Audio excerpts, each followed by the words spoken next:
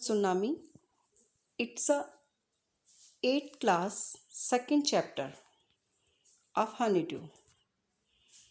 A tsunami is a very large and powerful waves caused by earthquake under a sea. On 26 December 2004, a tsunami hit Thailand and part of India such as the Andaman and Nicobar Island and the Tamil Nadu coast. Here are some stories of courage and survival. Did animals sense that the tsunami was coming? Some stories suggest that they did. समुद्री तल में भूकंप के कारण जो विशाल लहरें उठती हैं उनको सुनामी बनाती हैं, यानी वही सुनामी कहलाती हैं। थाईलैंड और भारत के कुछ हिस्से जैसे अंडमान निकोबार द्वीप समूह और तमिलनाडु के तट से 26 दिसंबर 2004 को एक ऐसा ही सुनामी लहर टकराई थी। यहाँ की जो साहस भरी जिंदगी है उस समय की, उनके जीवन की कुछ झलकियाँ इसमें बताई गई हैं कि किस तरह वो उससे स्ट्रगल करते हैं और अपने जीवन की रक्षा करते हैं। क्या जानवरों को भी इसका आभास होता है? कुछ कहानी ये भी आभास कराती हैं। तो सेकंड चैप्टर में हम यही सब कुछ पढ़ने वाले हैं। उससे पहले कुछ इम्पॉर्टेंट मीनिंग्स देख लेते हैं। फर्स्ट है आर्कपेलागो। आर्कपेलागो यानी द्वीपों का समूह। रश्ड आउट बाहर भागा। ट्रेम्स, ट्रेमर्स माने थरथराहट, कंपन, वाइब्रेशन। कियास, कियास अव्यवस्था, जो समुद्र में तूफान के कारण हड़कंप मच जाता है, वो जो गड़बड़ी की स्थिति होती है, अव्यवस्था होती है, that cause chaos. Rescue, rescue बचाना। रिसीड, रिसीड में पीछे की तरफ जाना। This story are from Andaman and Nicobar archipelago. Ignatius was the manager of cooperative society in Kachal. His wife woke him up at 6 a.m. because she felt an. Ignatius carefully took his television set off its table and put it down on the ground so that it would not fall and break. Then the family rushed out of the house. ये कहानी अंडमान निकोबार द्वीप समूह और उसके आसपास के महासागरों में से एक है। इग्नेशियस कचल में एक मैनेजर थे कोऑपरेटिव सोसाइटी के अंदर, और उनकी पत्नी ने उन्हें सुबह 6 बजे जगा दिया था क्योंकि उसने भूकंप को महसूस कर लिया था। इग्नेशियस ने बड़ी सावधानी से अपने टेलीविज़न सेट को टेबल से उतार कर नीचे रखा ज़मीन पर, ताकि वह गिरे और टूटे नहीं।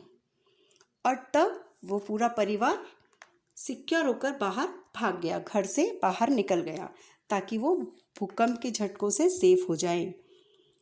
When tremors stopped, they saw the sea rising in the chaos and confusion. 2 of his children caught hold of the hands of their mother's father and mother's brother, rushed in the opposite direction. He never saw them again. His wife was also swept away. Only the 3 other children who came with him were saved. जब कंपन रुका, आपको पहले बता रहे tremors माने थरथराहट, कंपन, vibration, जब वो रुका तो उन्होंने समुद्र को उठते हुए देखा, और इस गड़बड़ी में उनको कुछ नहीं सूझा। जब ऐसी स्थिति आ जाती है तो हमको क्या लगता है, जिसका भी साथ मिले भागें। ऐसी ही स्थिति वहाँ पे हुई, और उन्होंने जो बच्चे थे उनके बच्चों में से जो 2 थे, उन्होंने एक ने नाना का हाथ पकड़ा, एक ने मामा का। नाना देखिए वो थे मदर्स फादर, दैट्स कॉल्ड नाना, और मदर्स ब्रदर मतलब मम्मा के भाई, मामा, उनका हाथ पकड़े और विपरीत दिशा में भागे। उसने उन्हें पुनः कभी नहीं देखा। किसको? उन दोनों को, वाइफ को भी। उसकी पत्नी भी बह गई। केवल 3 बच्चे जो उसके साथ थे वे बच गए। Sanjeev was a policeman saving in Kachal Island of Nicobar group of Iceland. He somehow managed to save himself, his wife, and his baby daughter from the waves. But then he heard cries for help from the wives of John, the guest house cook. Sanjeev jumped into the water to rescue her, but they were both swept away. 13-year-old Meghna was swept away along with her parents and 77 other peoples. Sanjeev एक police वाला था जो निकोबार द्वीप समूह के कचल द्वीप पर नौकरी करता था। वो किसी प्रकार से अपनी बीवी और बच्ची जो थी उसको लहरों से बचाने में सफल रहे थे, लेकिन तभी उन्होंने जो गेस्ट हाउस था वहाँ से रसोई की पत्नी जो रसोइये थे उनकी पत्नी जॉन उनकी पत्नी जो थी सहायता के लिए उनको पुकार रही थी। तो जैसे ही उन्होंने तब सुना, संजीव ने उसे बचाने के लिए पानी में कूद गए, किंतु वे दोनों बह गए थे।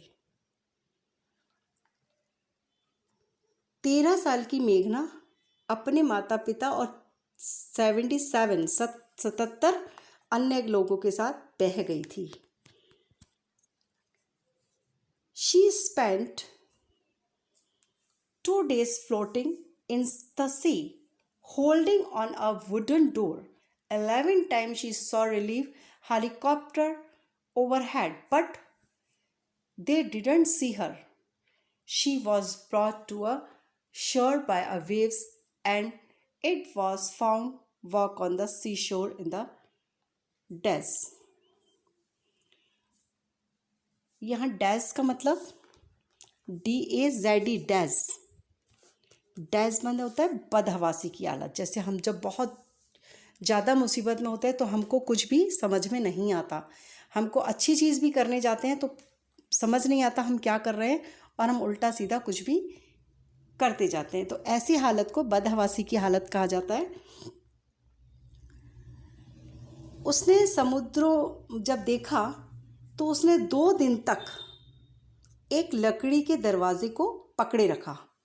मतलब 2 दिन तक वो उस लकड़ी के दरवाजे के सहारे वहाँ ठहरी रही और 11 बार उसने अपने ऊपर से बचाव दल के हेलीकॉप्टर को देखा, लेकिन उन लोगों को मेघना नहीं दिखी क्योंकि वो छोटी थी, 10 इयर्स की थी ना। और एक लहर के द्वारा उसने समुद्र के किनारे पहुंचा दिया। मतलब जब अंत में 2 दिन के बाद उसको ये सब नहीं बर्दाश्त हुआ तो वो बह गई और दूसरे किनारे पे पहुंच गई और वह समुद्र के एक दूसरे तट पर बदहवासी की हालत में मिली।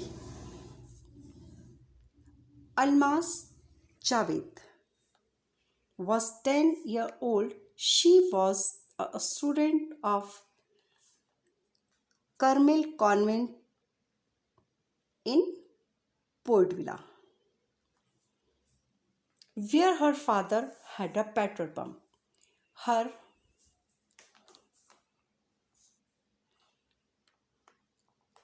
Razila's home was in Nanakwari Island. The family had gone there to celebrate Christmas. Almas Javed एक 10 साल की थी और वो पोर्ट ब्लेयर के कर्मेल कॉन्वेंट की स्टूडेंट थी, जहाँ उसके पिताजी का पेट्रोल पंप था और उनकी जो मम्मा थी, मतलब माँ का जो घर था ननिहाल था, वो नानकवरी द्वीप पर स्थित था और वो परिवार वहाँ पे क्रिसमस सेलिब्रेट करने के लिए आया हुआ था। किसका? अलमास जावेद का। When the tremors came early in the morning,